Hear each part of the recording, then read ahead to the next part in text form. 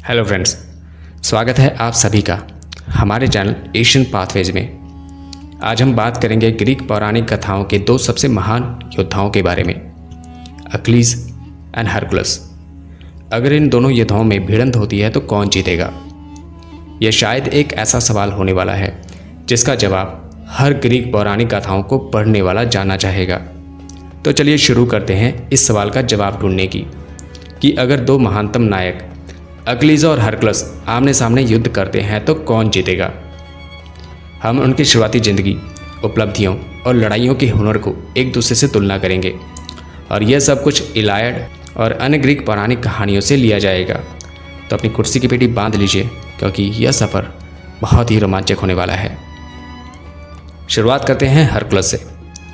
Juice और एक नश्वर महिला एल्कमेन का पुत्र हरकुलस जन्म से ही देवी शक्ति लेकर पैदा हुआ। उसका पहला हेरोइक एक्ट क्या था? शिशु अवस्था में देवी हेरा द्वारा भेजे गए दो विशालकाय सांपों को मार डालना। यह एक दमदार शुरुआत थी।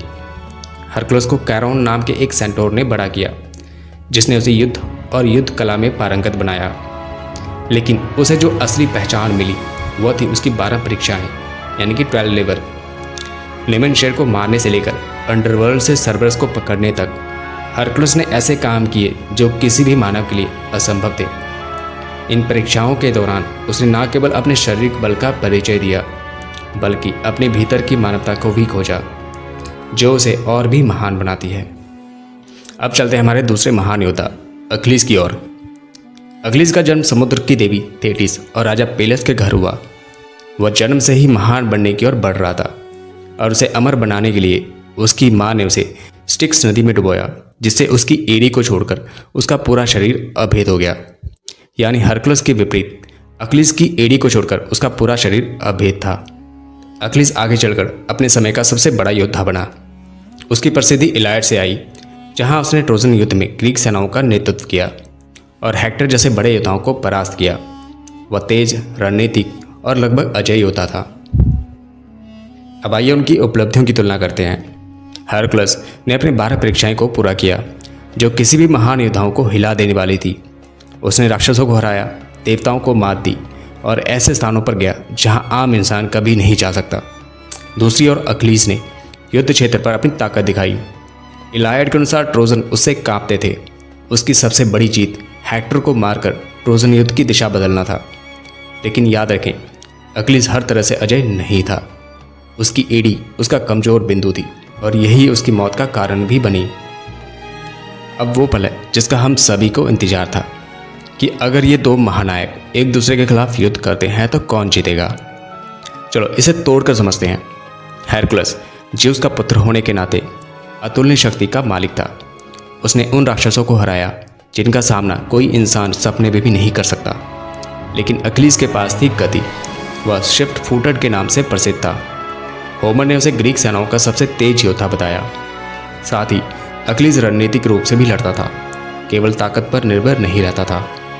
लेकिन हमें ये नहीं भूलना चाहिए, अक्लीज की एक कमजोर कड़ी थी, वो थी उसकी एड़ी।